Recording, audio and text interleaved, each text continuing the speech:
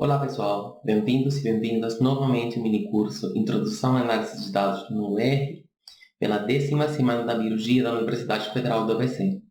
Eu sou o Guilherme e hoje vou falar de teste da hipótese. O conteúdo desta aula é o seguinte: vamos falar de o que é um teste da hipótese nula, como manejamos as incertezas, ou seja, os erros do teste da hipótese. Vamos falar um pouquinho de uma alternativa ao contraste de hipótese, que é o contraste por intervalos de confiança. E, finalmente, vamos falar do teste TED-Student para a diferença de médias. Então, a aula de hoje basicamente trata-se de testes para contrastar diferenças de médias amostrais. Então, vamos lá. O que é um teste da hipótese nula?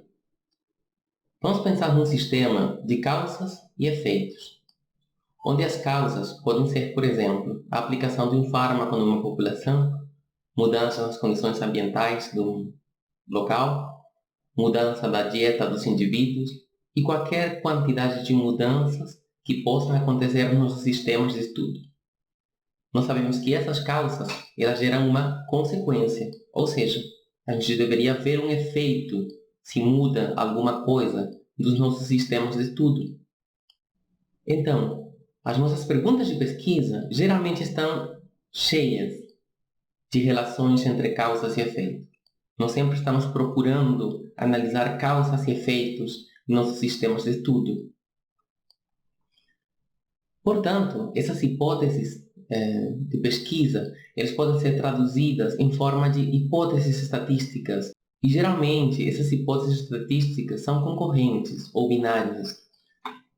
Então, nós geramos um sistema de hipótese binária que está formado por uma hipótese nula, que é uma hipótese de não efeito, seja qual seja a variável que estamos mudando no sistema. A hipótese nula sempre afirma que essa variável não tem efeito. E a hipótese alternativa, que é a hipótese oposta, é uma hipótese de que sim, tem um efeito. Isso que nós mudamos no nosso sistema tem um efeito em como nosso sistema se comporta. Então, quando nós falamos de hipóteses estatísticas, estamos falando de um sistema binário, de uma hipótese nula, que é uma hipótese de não efeito, e de uma hipótese alternativa, que é uma hipótese de efeito. Quando nós testamos a hipótese nula, o que nós fazemos é tentar rejeitar essa hipótese nula de que isso que nós mudamos no sistema não tem efeito nenhum através do modelo probabilístico. Mas, lembrando que é um modelo probabilístico e que estamos fazendo inferência sobre parâmetros, e, portanto, essa inferência está cheia de incerteza. Nós temos que manejar essa incerteza para ganhar confiança em nossos resultados. Então, devido a essa incerteza, existe um risco de eu rejeitar uma hipótese nula quando ela é certa, e também um risco de eu não rejeitar uma hipótese nula que ela for falsa. Tá? Os dois riscos estão implícitos cada vez que nós testamos um conjunto de hipóteses. E esses riscos eles estão relacionados a uma definição de erro, tá? Que é o que chamamos de erros estatísticos. Por exemplo, vamos ter lá essa tabelinha. Se eu rejeitar uma hipótese nula, sendo ela verdadeira, eu estou cometendo um erro que chama-se de erro tipo 1. Se eu rejeitar uma hipótese nula e ela é falsa, eu não estou errando, eu estou acertando. Então, se a minha hipótese nula ela é verdadeira e eu não rejeito ela, eu também não estou errando. Porém, se a minha hipótese nula for falsa e eu não rejeito essa hipótese sendo falsa, eu estou cometendo um erro tipo 2. Esse é um erro muito difícil de medir e de manejar. Portanto, uma das coisas que fazemos em estatística é manejar o erro tipo 1 através da significância. Lembre que essa significância, o valor de alfa, é um valor definido a priori, antes de iniciar a análise, e eu defino esse valor como a máxima chance de eu cometer um erro tipo 1. A máxima chance de eu errar rejeitando uma hipótese nula que for verdadeira. Então, definir um valor de alfa a priori é muito importante para manejar os erros estatísticos. Vamos falar então do teste de hipótese sobre a média mais comum que existe, o teste TED-Student. Mas vamos falar desse teste com um exemplo. Nosso amiguinho, o cientista, ele criou um suplemento vitamínico e ele quer saber se esse suplemento ajuda as pessoas a ganhar massa corporal. Então ele desenhou um experimento, ele fez um desenho experimental com 40 sujeitos saudáveis que tomaram o suplemento por um mês. E ele mediu a massa ao início do experimento e no final do experimento. Então a hipótese de pesquisa dele é que o suplemento ajuda as pessoas a aumentar a massa corporal. Tá? E essa hipótese de pesquisa pode ser transformada em uma hipótese estatística. Se eu calcular, por exemplo, a diferença entre a massa final e a massa inicial, ou seja, quanto ganhou de massa essa pessoa durante um mês, eu posso plantear a minha hipótese estatística em função de esse valor, do ganho de massa. Então, a minha hipótese nula é que o ganho de massa foi zero, ou pelo menos o ganho médio de massa foi zero. E a minha hipótese alternativa, nesse caso, é que o ganho médio de massa é diferente de zero. Eu não vou dar um sentido para essa hipótese, porque eu poderia estar desconsiderando o fato de que esse fármaco, que eu estou testando pela primeira vez, também faça que as pessoas percam massa. Tá? Então, vamos falar que é diferente de zero. Ok? E o cientista se propôs testar essa hipótese com uma incerteza máxima, com o máximo chance de erro de 0,05, ou seja, 5%.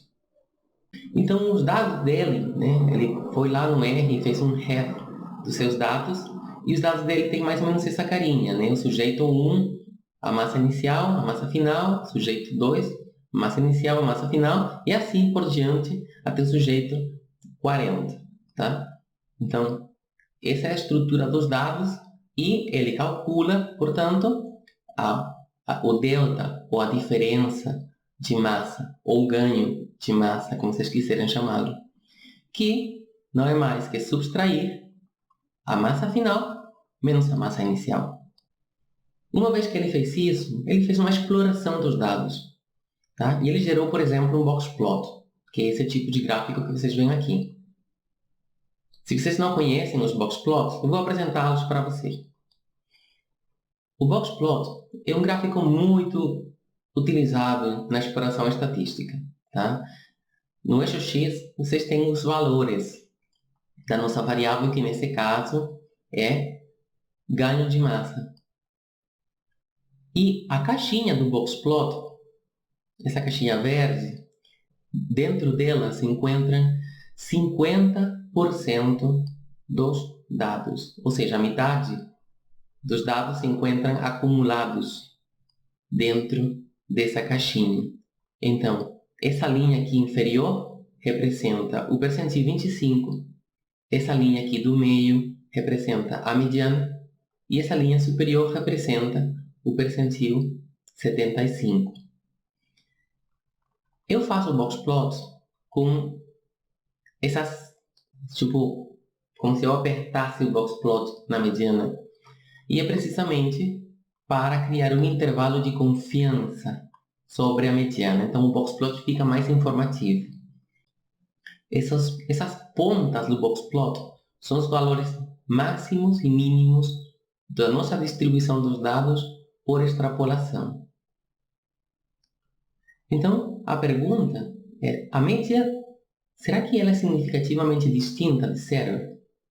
Aí eu vou botar aqui uma linha horizontal para ver o zero, né? Essa aqui é a mediana. A mediana parece ser diferente, mas não sabemos se é significativamente distinta. Tá? Vamos testar isso. Vamos testar essa hipótese de que a média pode ser significativamente distinta de zero.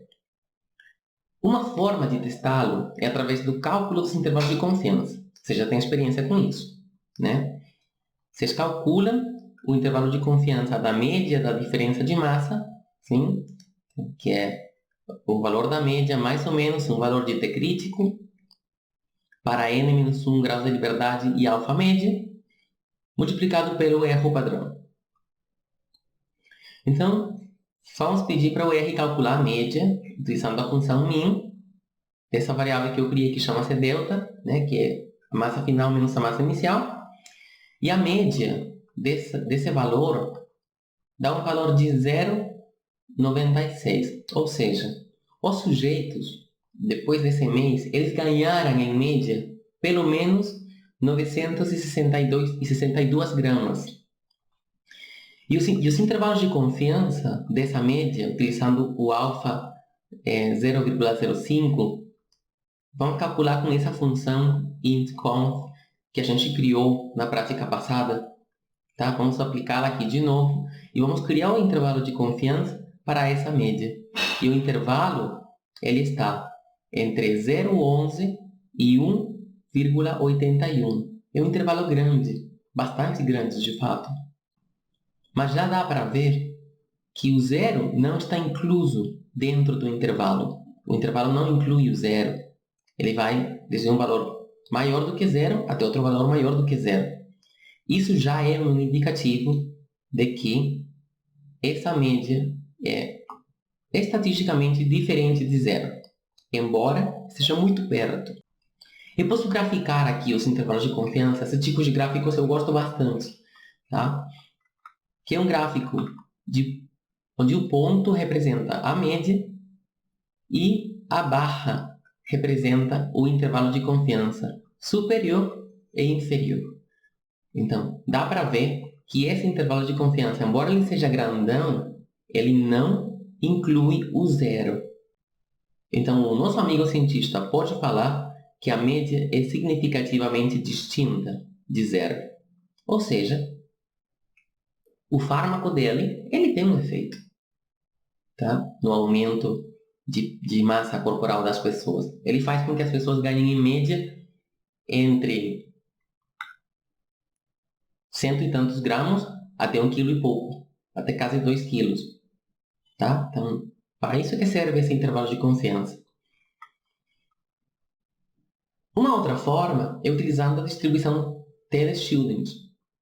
Nesse caso, nós vamos utilizar um teste t-student de uma amostra, que também é chamado de t-student para dados pareados.